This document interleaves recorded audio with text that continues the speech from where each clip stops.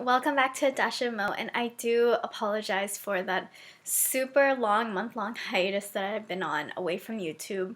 Um, where I am right now in medical school is we just had our spring break, so this is the week that we're getting back to classes, so I just finished my first week back from spring break, and this whole time that I've been off YouTube has honestly been the hardest month for me in medical school, mentally, academically, just everything.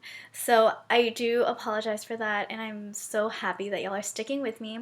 So I will do an update video, but this video is about my personal journey into medical school and how exactly I came about into medical school. So everyone's story is different, not everyone's is the same, and I personally love these type of stories. I love learning about how people got into medical school. So I really thought that my awesome subscribers deserve this, and here is this video. So I hope y'all enjoy it. So ever since I can remember, every time someone asked me what do I want to be when I grow up, the answer was always a doctor. And the only doctor influences I had in my family were my grandparents on my mom's side, and they were both pediatricians, excellent pediatricians. My father was the head of the pediatrics department in the Philippines in a hospital run by the military, and my grandma was just an awesome pediatrician who was super generous with her time and her talents. So those were the only doctors I had in my immediate family. And as I grew older, of course, I have some people in my family now that are doctors. So I just always knew I wanted to be a doctor, and I always had this sense of just wanting to be that, and I loved helping people, and I loved interacting with them and seeing them get better physically, and I just love that aspect of having that ability to help someone in that way so that they can have a better quality of life and better wellness. So that was way starting when I was super young, and not everyone is like that, and that is okay, but that was just how I am. So please take my story and just know that everyone's story is different, and this is my story. So fast forwarding to 8th grade, I was in the top 10% of my 8th grade class, but my 8th grade class was only like 60 people. I went to a small private school, and everyone, I knew I was kind of different because everyone wanted to go to the next private school, but for me, living in Houston, I was so fortunate to have this magnet system program. So I was looking into magnet schools that helped people with what they were interested in, and I found this awesome school, DeBakey High School for Health Professions, and that really motivated me to really even more go into the medical field. And I was like, this is the high school I want to go to, this is it. So I learned how to get in. I took that entrance exam, super nervous. A bunch of people apply, but not everyone gets in, so you have to do well on that entrance exam. You have to apply, and that school was like 30 minutes away from me, so that was going to be a commute. But yeah, so I just applied to a bunch of magnet programs and was in that application process so young, at such a young age, like I was an 8th grader. So I fortunately got into DeBakey High School for Health Professions, was so happy, and then graduated, and I was like only one of, I think just a handful of people went with me to the same high school, but everyone else went to other schools. And then I went there, and it was a very different. It was the first time I was in like a public school system, but the teachers were amazing. The academics was just on point, spot on. It gave me the time management skills that I needed to succeed in college and now currently in medical school, and I love my high school, and it's kind of like medical school where it was like 2 years of just lecture, and then in our third and fourth year, junior and senior year, we got to go on rotations to the hospital. So we always had a health science technology class, but in junior and senior year we had two of those. So our high school went like we only had 4 classes a day, and we had like 8 classes total, so it would be A and B days. So we would like switch between those A and B days, and each class was like an hour 20 minutes long, and we would have that throughout the day. And yeah, so in we got 3 hours worth of going to the hospital or doing whatever health related thing we were learning that day, and it was great. I love that. However, the environment was super competitive, and I kind of wasn't expecting it. Wanting to be a doctor does take some competitiveness, but I had no idea that it was. I I always had this. Everyone has flaws about them. So my biggest flaw, or my just thing that I don't like about myself, is that I feel like I'm never smart enough, or I'm just never smart enough. So when I got there, of course, I knew that I'm not going to be the smartest person. I'm not going to be valedictorian. I definitely know that. But, like, there's always going to be someone out there that's smarter than you. And in DeBakey, there were a ton of people that were smarter than me. It was super competitive, and people tell you you're not a number, but some things make you feel like you're a number. So as time went on, I like kept track of my rank, and I kept asking the counselor, what do I need? What's the GPA that I need to get into medical school, or what is a good GPA to have to get into college and ultimately into medical school? And they were like, oh, it's just over, this number, whatever. And yeah, so, and then that first year, I did learn about this program where it was like an automatic acceptance program. So you get accepted your senior year of high school, and you go to the University of Houston, and then you go to medical school. So yeah, I really wanted to do that program, and from freshman year, I think it was like almost day one, I knew I wanted to get into that program, and there were only 10 slots, and there were like over 200 of us kids, and I knew that that's what I wanted to do. And so I'm very goal oriented, I'm very focused, and when I have a goal, like nothing will stop me from getting to that goal.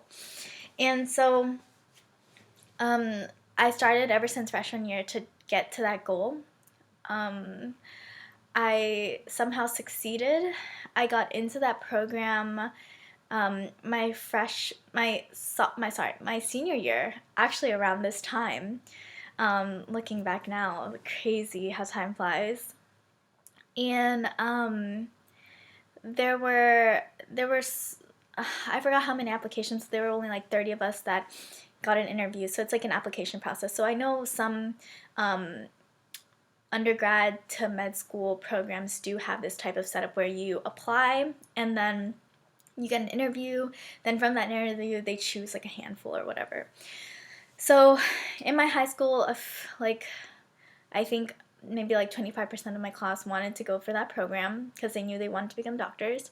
They applied to that program, and then we did an application process, and then 30 people got an interview. We went to the medical school to do interviews, and we got interviewed by 2 doctors, and then we around like after spring break, we found out if we got in or not.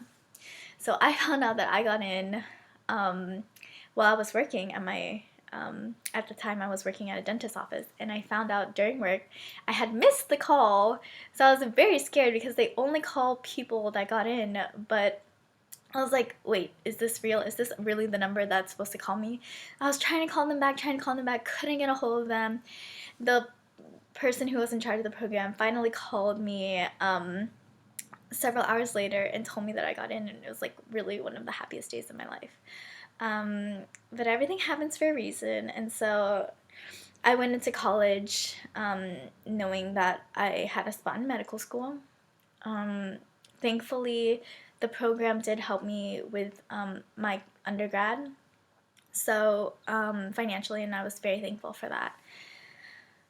So I went to the University of Houston, majored in biology, minored in medicine and society, and I didn't really have a plan of like when to take the MCAT or any of those thoughts as a freshman. I just really wanted to do well in undergrad, to have a good GPA, um, to get into to maintain some requirements that were needed so that I could attend medical school.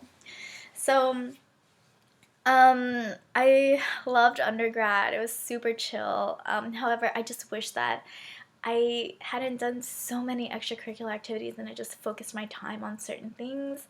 But I definitely do not regret it. It's just one maybe word of advice that I would give to people in undergrad that are wondering like, am I doing the right thing or am I doing too much, too little, whatever. Um, so that's what I did. Every summer I was busy doing something. Like my sophomore year, I forgot what I did in my freshman year. I think I was probably working or something. But I like throughout my whole entire undergrad, I treated it as if I didn't get into medical school. So I worked hard. I did research. I did volunteer. I did leadership opportunities. Like I was an O team leader at U of H, and I pretty much had a spot filled out for everything on the medical school application process that I had no idea even existed. So I was really thankful for that turned out just the way it was supposed to go, I guess. And I really do believe everything happens for a reason. And so I went about undergrad like that. And unfortunately, my MCAT score just wasn't high enough for my program that I was in. So I was very, very, very distraught, like a junior going into senior year. Just like, I didn't even know if I was going to go to medical school. And it was very, very stressful. Took the MCAT 3 times, like I told you in one of my MCAT videos, and it's just so disheartening. A lot was going on with my family. A lot was going on with my family. Sorry, like during undergrad, like both my grandparents on my mom's side died, the ones that were doctors. Um, and so I don't know, but I just think everything really happens for a reason. So even though it seems like everything is just going awful, just know that there's like a light at that end of the tunnel, and you just have to stay positive or just keep going. Like just keep knowing that there's something better on the other side. And so when about undergrad, I was just my advisor for the program just she basically, I was like, I don't know what to do. I was crying in her office. I was like, I took the MCAT. My GPA is fine. It's just my MCAT is just, it sucks. And she was like, okay, we'll talk to the people at the medical school and I'll drive you. And so I was like, okay. Yeah, she drove me to my basically rejection meeting. And I cried like a baby the whole meeting. It was that meeting was like the worst meeting of my life. I think I was crying for like 30 minutes straight. They kept telling me, maybe med school isn't for you, or maybe you just need to wait a year. Why don't you shadow me throughout the year, and then hopefully you'll get it next semester, or I mean next cycle, sorry. And I was just like, I was just thinking like, y'all are just basically putting me as a number, and med school I don't believe should be like that. And so I was like, I've done all these things, my grades are fine, it's just that I suck at standardized testing and I don't know what to do about it, and here I am coming to y'all for help, and y'all are just telling me that it just nothing can be done. So I was very, very, very just let down by that. But I didn't let that stop me from applying to medical school that cycle. So I had already just started applying to other schools. I told you in another video that I applied to almost 50 medical schools, just with the thought that maybe I wouldn't be able to maintain this program. So it's always good to have a backup plan. And I did that, and uh, being let go of the program, I just look back and just know that it did happen for a reason. I was able to get a lot of good things coming from this program, but the people that were with me in that program, just I didn't feel comfortable with them. Oh, I should back up. In high school, I was very concerned that I wasn't going to be good enough for medical school, college/medical school, so I was my aim was to aim for top 10% of my high school. Yeah, no, that didn't happen. I was like top 16%, so I was like in the 25th percentile or whatever. So, oh, and when I tell you these numbers, please do not think that you even have to go and get these numbers to go to medical school. You definitely don't have to. You can get into medical school by not being in the top 10% of your class, okay? It's possible, trust me. I've talked to a lot of my classmates. It's fine. And so, there were 10 people chosen for this program that I was in, and it was 10 people, and only two, one boy and one girl, were not in the top 10%, and that one girl was me, and then the guy was one of my friends. And yeah, and I had, the people in the program they were very different from me. It was just a very different type of personality that they had, a very type of demeanor, a very different type of intelligence, and it happened for a reason that I wasn't meant to go to the same medical school that they went to. So, I applied, got a handful of interviews, and then I got a handful of acceptances, and I was so, like, my hope was restored, and that's when I knew, like, I have to do something. Like, I have to let the world know that y'all don't have to be let down by advisors that tell you that your grades aren't good enough for medical school, or you're not good enough for medical school, because it's not true at all. And here I am now in like the best medical school ever that I could ever ask for. I have the faculty is amazing. My classmates are amazing. My class is just awesome. I love them. I love my classmates. So it was definitely the environment for me. It was definitely the change I needed. It was definitely just everything I could ever imagine and more. And if it was just, it took a lot of hardship, tears, like literally blood, sweat, and tears to just get to this point. And I just wanted to let y'all know that this is my my medical school journey. It's not over yet, for sure. I still have to pass my classes. I still have to, take boards and whatnot.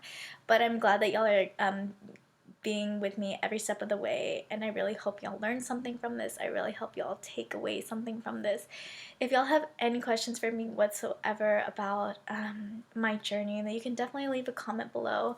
I am going to try and be more active, but I do have to work on my grades because I am like just getting back from spring break. I have this new sense of perspective on life now, coming from my first medical mission trip in Peru, and I'm trying to find the time to like dedicate to YouTube.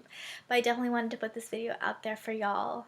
And thank y'all for being with me and subscribing. And I hope y'all subscribe for more videos. Also, don't forget to follow me on social media at aDashofMo. And I'll see y'all next time, hopefully in my update video, which is like a huge update. But yeah, so I'll see y'all later. Bye.